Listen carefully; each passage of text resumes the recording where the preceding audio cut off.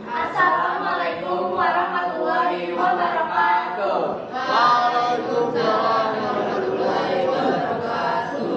Kami dari kelompok 1 ingin mempresentasikan materi bab 5, yaitu tentang pola peristiwa sifat pada hukum Mendel.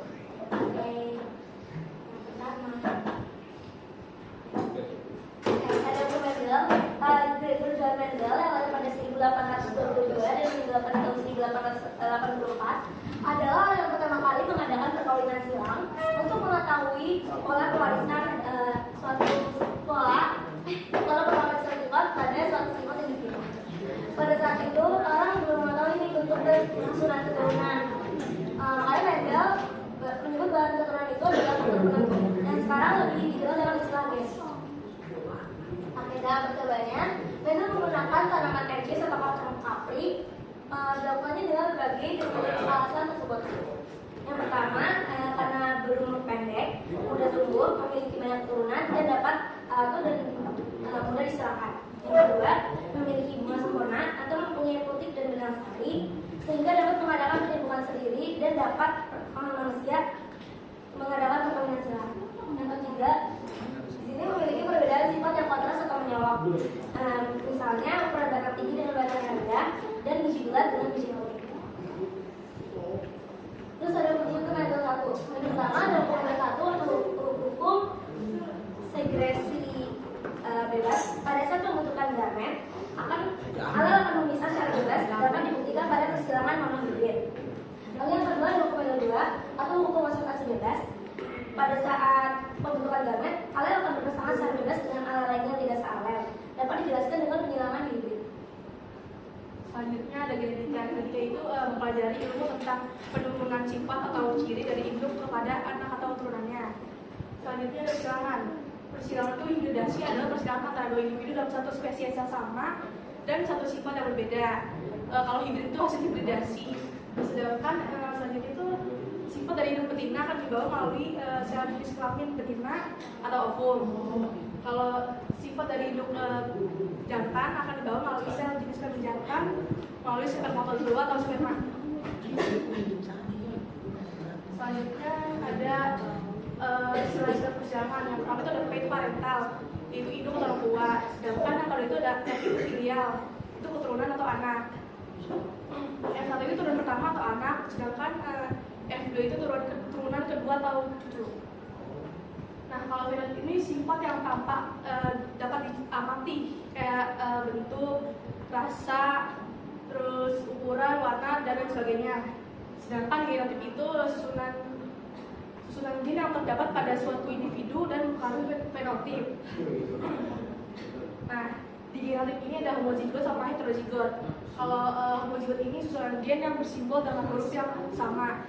Misalnya K besar dan K kecil. Sedangkan kalau heterozigot ini susunan gen yang bersimbol dengan huruf yang berbeda. Misalnya K besar, K kecil atau A besar, A kecil. Selanjutnya ada gamet. Gamet itu sel kelamin yang berasal dari genotip. Misalnya A besar dan A kecil akan menghasilkan gamet A besar dan A kecil juga. Terus ada alel. Alel itu pasangan gen dan terletak dalam lokus yang sama. Misalnya itu R besar. R besar itu simbol gen yang warna merah. Terus kalau R kecil itu simbol gen untuk gen yang warna putih. Terus kalau genomen itu sifat gen yang selalu nampak atau muncul dan disimbolkan dengan huruf besar. Misalnya A besar A besar, B besar B besar, C besar C besar. Terus kalau gen resesif itu sifat gen yang tidak selalu muncul atau nampak dan selalu disimbolkan dengan huruf kecil. Contohnya A kecil A kecil, B kecil B kecil. Sedangkan itu N itu gen sifatnya sama. Contohnya A besar A besar, A kecil B besar dan B kecil. Selanjutnya ada persilangan hibrid. Nah, persilangan hibrid itu persilangan antara dua individu dalam satu spesies yang sama dan satu sifat yang berbeda. Artinya persilangan hibrid ini hanya memperhatikan satu sifat saja. Misalnya kayak warna nih, ada merah sama putih, postur tubuh tinggi pendek dan bentuk mata.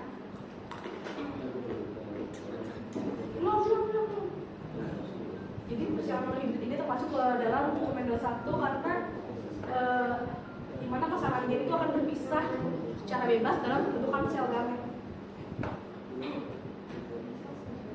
Selanjutnya ada persilangan monohibrid dominan.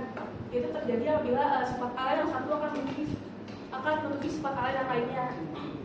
Akibatnya sifat alel yang kuat akan menutupi sifat alel yang lebih lemah. Jadi tuh ada kayak gambar di samping. Jadi tuh bunga yang berwarna ungu tuh akan lebih mendominasi dibanding bunga yang berwarna putih. Selanjutnya ada contoh monohibrid dominan. Jadi ini persilangan kacang biji bulat dengan kacang biji berperut. Nah kan kacang biji bulat itu kan lebih besar, sedangkan kacang biji yang berperut itu kan lebih kecil. Lalu silakan akan menghasilkan gamet lebih kecil juga. Turunan pertama itu kan ada F1 ya. F1 itu kan turunannya lebih besar lebih kecil dan akan menghasilkan gamet lebih besar lebih kecil juga. Pokoknya tuh huruf yang lebih besar ini akan lebih mendominasi dari huruf yang lebih kecil. Nah, jadi kalau misalnya sama atau dia lebih besar, lalu gametnya juga lebih besar.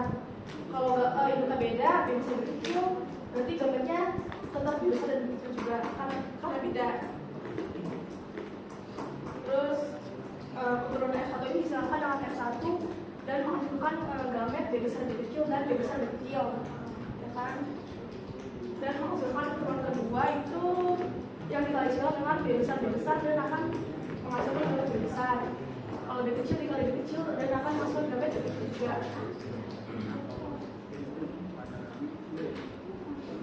Jadi yang kedua ini ada persilangan monohibrid intermediate. Nah, jadi kalau persilangan monohibrid intermediate ini terjadi apabila sifat dari salah satu alel tidak dapat menutupi sifat alel lain secara penuh.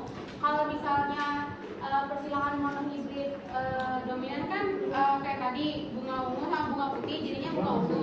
Tapi kalau misalnya monohibrid intermediate ini dia itu nggak ada mendominasi dari salah satu orang tuanya. Jadi bisa kayak gini, bunga merah terus sama bunga putih itu bukan jadi bunga merah atau bunga putih tapi jadinya bunga pink. Dia itu dapat sifat dari kedua orang tuanya gitu. Nah, contohnya ini ada pada persilangan mawar merah dan mawar putih yang kayak tadi. Nah, jadi parentalnya ini awalnya itu bunga mawar warna merah disilangkan dengan bunga mawar warna putih akan menjadi bunga mawar merah muda. Nah, ini S1-nya. Terus habis itu ya bunga mawar merah muda ini akan bersilang lagi dengan merah muda sama merah muda dan akan menghasilkan S2 atau turunan seperti pada tabel. Nah, jadi ini ada yang besar, yang kecil, menghasilkan bunga mawar merah, merah muda, sama putih. Jadi sebenarnya kalau monohibrid intermediate ini cara pengerjaan itu hampir sama kayak persilangan monohibrid dominan. Cuma bedanya kalau monohibrid intermediate ini akan menghasilkan sifat yang baru. Nah, selanjutnya ada persilangan hibrid. Nah, kalau persilangan hibrid itu persilangan yang terjadi antara dua individu dari spesies yang sama, tapi dari dua sifat yang beda. Nah, contohnya ini bisa kita lihat pada persilangan kacang ercis biji bulat warna kuning dilambangkan sebagai B besar sama K besar, dan kacang ercis biji berkerut warna hijau BB kakaknya kecil. Nah, bisa lihat kayak ini. Nah, ini parental satunya tergamit ini yang pertama BB kakak kan bisa dilihat yang huruf besar sama kecil itu dia akan menghasilkan kayak gini nih BB kakak, yaitu kacang ercis biji bulat warna kuning. Nah, lalu kacang ercis biji bulat warna kuning ini akan melakukan persilangan sama dengan sejenisnya itu, dan akan menghasilkan garment atau garmentnya seperti ini. Terus ini keturunannya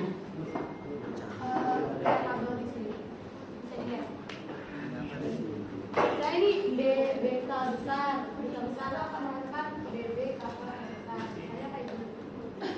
Nah, jadi keturunan kedua ini akan menghasilkan rasio fenotip yaitu 9:3:3:1, yaitu biji bulat warna kuning, biji bulat warna hijau, biji bertelur warna kuning, sama biji bertelur warna hijau.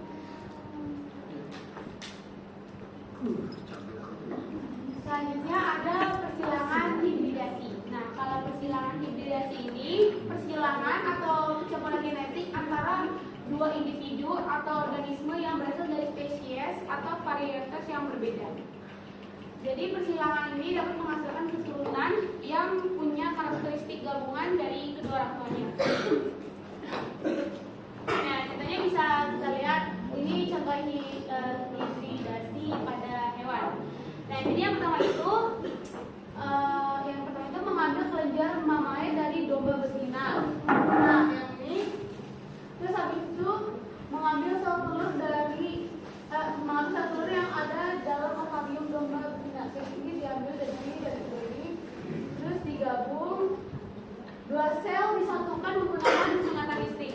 Nah, setelah digabung, sel yang disatukan ini mulai membelah terus akhirnya jadi banyak. Nah, disebut sebagai ini embrio nih. Nah, embrio ini akan dimasukkan ke dalam uterus domba dan akan menghasilkan domba kloning. Oke, yang selanjutnya itu ada penyimpangan semu hukum Mendel. Nah, penyimpangan semu hukum Mendel ini terbagi menjadi 5. Yang pertama itu ada atavisme, lalu yang kedua ada tripsomerik, yang ketiga ada komplementer, yang keempat ada epistasis dan hipostasis, dan yang kelima itu ada polimerik.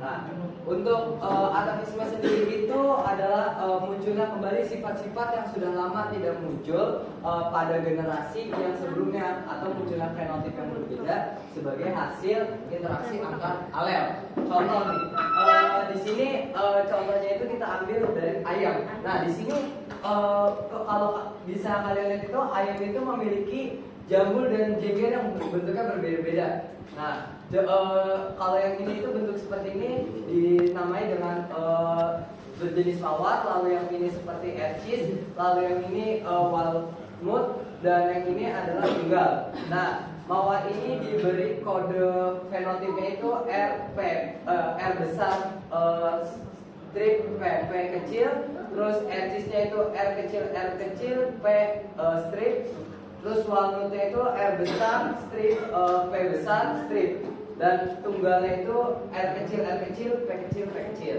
Nah, ini untuk kodenya ya. Nah, ini adalah contoh dari persilangan atavisme. Soalnya itu ayam berpria ros atau dengan kodenya alelnya itu RR besar PP kecil disilangkan dengan ayam berpria biji dengan kodenya itu R kecil P besar. Ternyata semua F1 nya itu berpial walnut.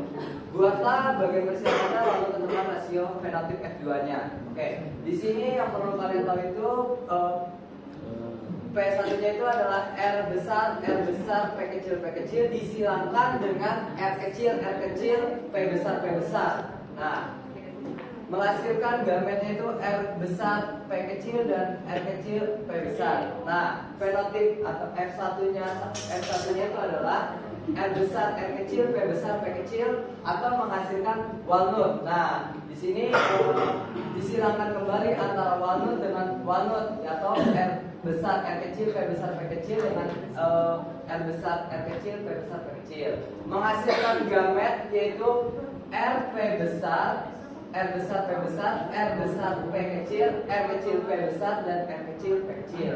Lalu kita bikin tabelnya. Nah, di sini F2 lalu dimasukkan sesuai dengan yang ada di sini.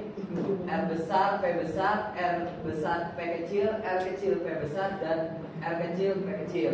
Nah, setelah dimasukkan seperti ini, baru kalau misalkan dalam matematika mungkin dikalikan ya, atau misalkan disilangkan. Jadi R besar dengan R besar berarti R besar, P besar, P besar, jadi R besar, P besar, P besar. Nah, selanjutnya R besar, P besar dihilangkan dengan R besar, P kecil, menghasilkan R besar, P besar, P kecil. Begitupun seterusnya hingga yang terakhir.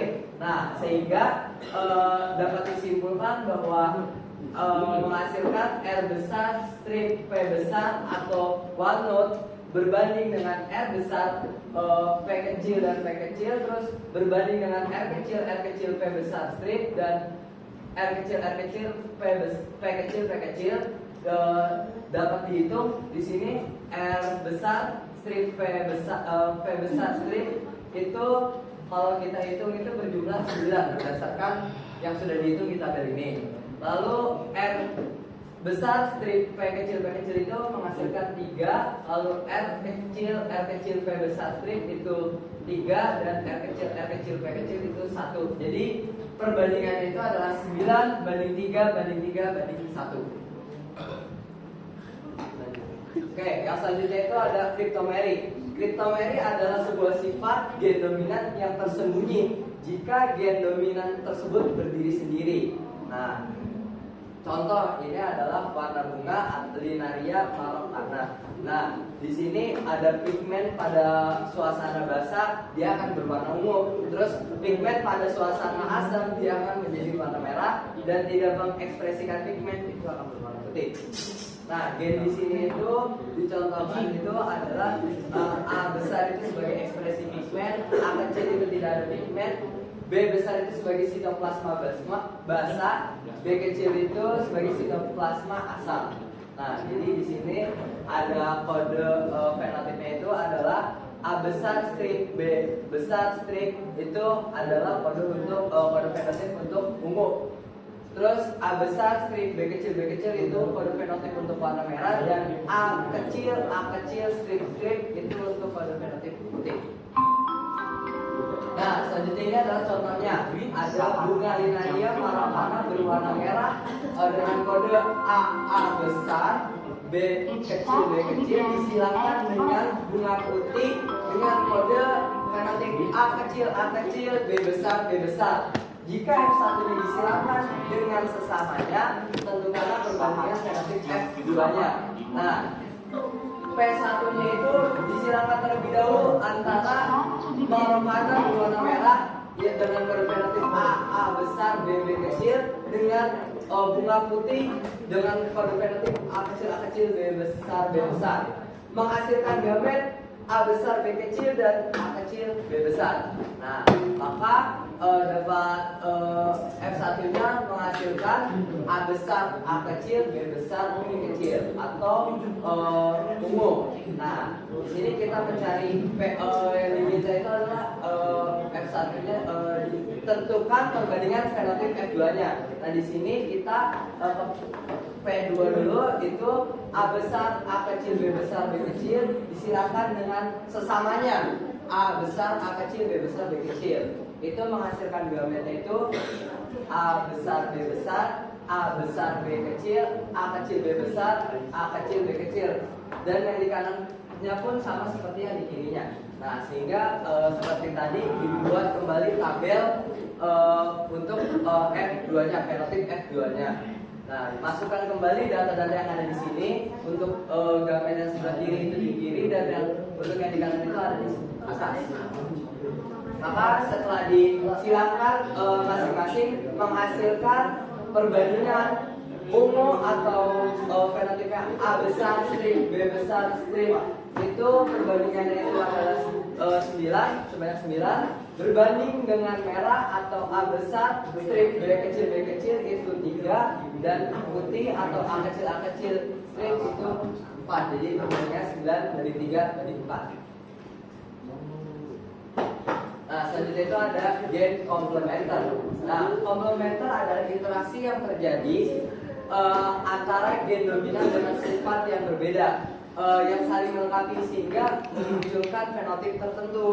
Nah, jika salah satu gen tidak muncul, maka sifat yang dimaksud pun tidak akan muncul.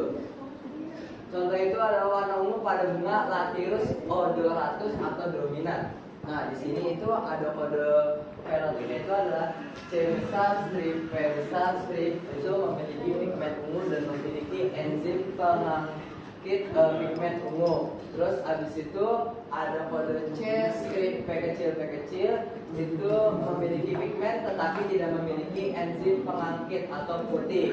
Nah, terus habis itu C kecil P besar strip itu tidak memiliki pigmen tetapi memiliki enzim penaktif atau berwarna putih. Terus habis itu C kecil P kecil itu tidak memiliki pigmen dan enzim pengaktifnya itu putih. Oke. Selanjutnya ini ada contohnya adalah bunga Lathyrus odoratus berwarna putih dengan kode fenotip C besar P kecil disilakan dengan bunga berwarna putih dengan kode fenotipnya itu C kecil P besar. Tentukanlah rasio fenotip F2-nya sama seperti sebelumnya yang dicari itu adalah fenotip F2-nya. Maka yang perlu kalian dilakukan adalah yang pertama itu silakan terlebih dahulu bunga Lathyrus odoratus berwarna putih dengan bunga berwarna putih dengan kode C kecil P besar. Nah, di sini putihnya sama tapi kode fenotipnya berbeda, menghasilkan gamet C besar P kecil dan C kecil P besar. Nah, F1-nya itu menghasilkan C besar C kecil P besar P kecil atau itunya ungu. Nah, P2-nya itu disilakan dengan sesamanya, yaitu antara C besar C kecil P besar P kecil dengan C besar C kecil P besar P kecil karena permintaan itu adalah rasio fenotip F2-nya. Nah, maka menghasilkan gametnya C besar P besar C besar P kecil C kecil P besar C kecil P kecil. Ini dimasukkan kembali F2-nya dibikin tabel, terus disilangkan masing-masing dan yang dimintanya itu adalah akan ketemu yaitu ungu atau C strip C besar strip P besar strip berbanding putih itu 9:7. Oke, yang selanjutnya itu adalah epistasis atau hipostasis.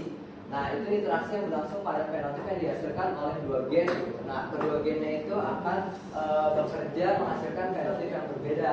Tetapi salah satu gen yang dominan dapat menutup epistasis atau yang terhadap gen dominan yang lain, atau hipostasis apabila kedua gen hadir bersama.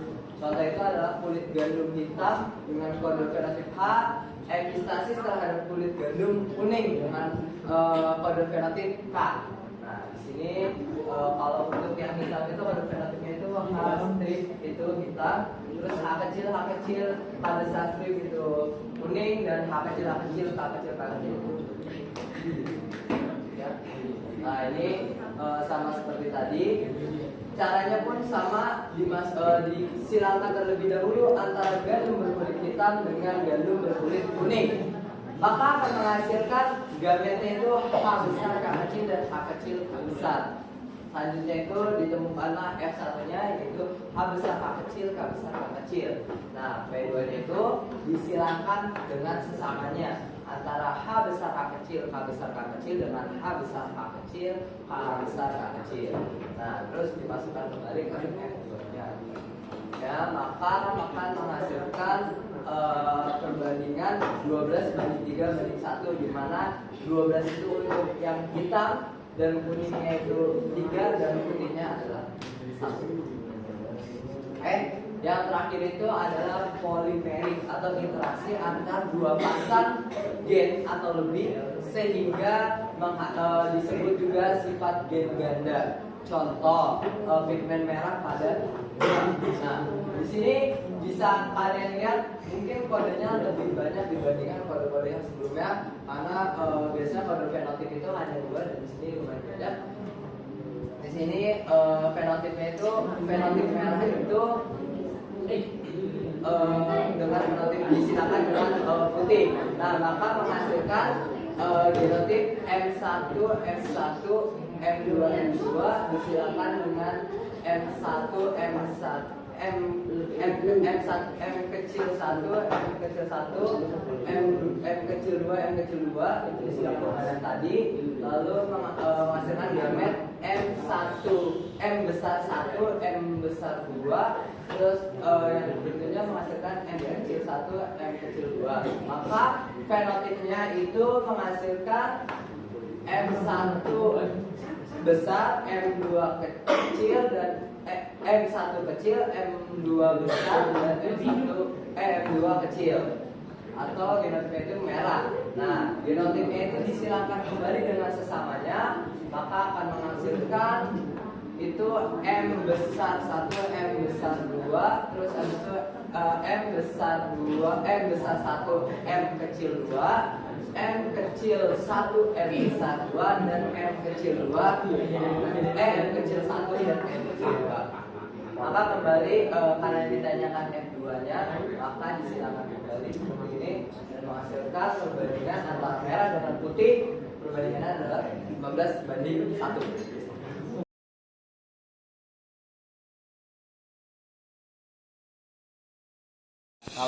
Kalau perkawinan silang itu kan monohibrid dominan.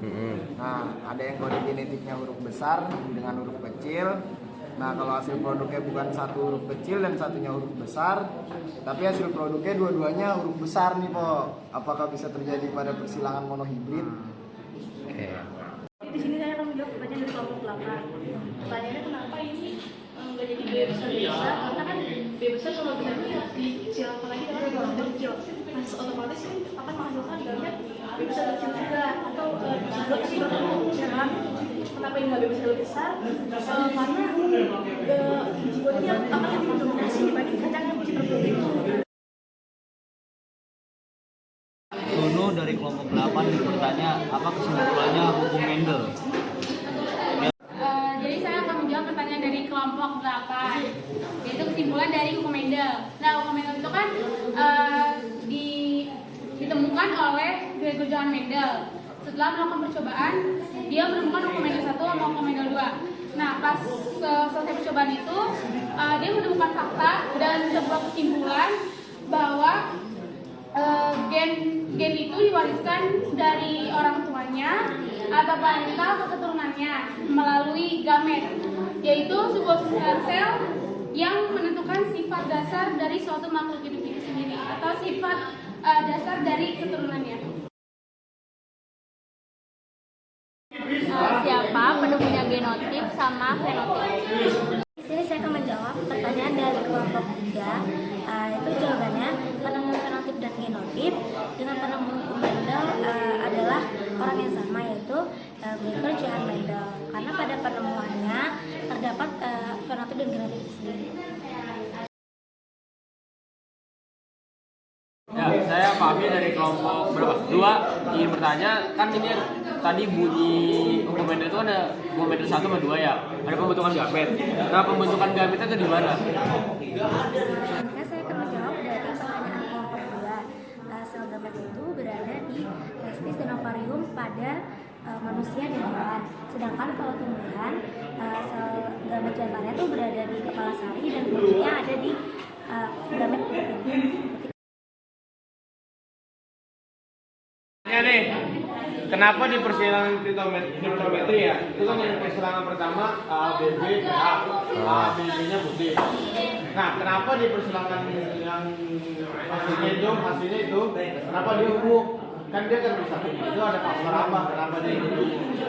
Sebabnya apa? Itu dalam sini tadi. Di sini saya akan menjawab pertanyaan dari kelompok 7. Mengapa ketika dihasilkan itu perbandingannya itu menjadi ungu berbanding dengan merah dan berbanding putih, ya kan ya, pertanyaannya gitu. Karena pada dasarnya itu bunga linaria pengembarakannya itu memiliki 3 jenis warna, yaitu ungu, merah, dan putih. Makanya ketika disilakan itu akan menghasilkan warna ungu, merah, dan putih. Nah, contoh nih ya, ungu itu kan A besar dengan B besar. Terus kita buktikan sebanyak 9 di sini nih. Kalau kalian bisa lihat ini A besar dengan B besar, berarti 1, sini juga 2, sini 3, sini 4. Terus habis itu ini 5. Nah, ini nggak termasuk 6. Kenapa nggak 6? Karena di sini bungu itu adalah A besar dengan B besar, sedangkan di sini A besar B kecil. Itu penting. Nah itu jadi 1, 2, 3, 4, 5, 6, 7, 8, 9. Nah terus begitu pun dengan merah. Merah di sini akan menghasilkan 3 buah. Kemungkinan itu adalah 3. Nah contohnya itu adalah karena A besar dengan B kecil, maka di sini itu adalah 1, lalu itu 2 dan 3. Penyimpangan atavisme itu contohnya kasusnya pada jengger ayam ya. Ya. Terus kalau misalkan contoh lain yang penyimpangan atavisme itu ada lagi nggak kira-kira? Saya akan menjawab pertanyaan dari kelompok 4. Itu apa bisa apa ada contoh selain jengger ayam yang mengalami atavisme? Nah, atavisme sendiri itu kan pengertian itu munculnya kembali sifat-sifat yang sudah lama tidak muncul pada generasi yang sebelumnya. Nah hal ini sudah dibuktikan oleh W. Bateson dan R. Sifunet untuk menguji persilangan yang terjadi pada ayam, dan ternyata itu terjadi penyimpangan. Dan hanya atavisme itu hanya terjadi pada ayam tersebut. Jadi kalau untuk atavisme tidak ada lagi selain ayam. Contohnya. Mendel dalam teori pewarisan sifat makhluk hidup. Jadi saya akan menjawab pertanyaan dari A, yaitu apa peran Mendel pada warisan sifat makhluk hidup. Nah, jadi kan Mendel itu yang menemukan Mendel 1 dan Mendel 2. Nah, jadi perannya dia dalam warisan sifat makhluk hidup itu, dia itu sebagai seseorang yang memberikan pembuktian tentang hereditas atau warisan sifat melalui percobaan dan prinsip dasar genetika yang telah ia lakukan melalui biji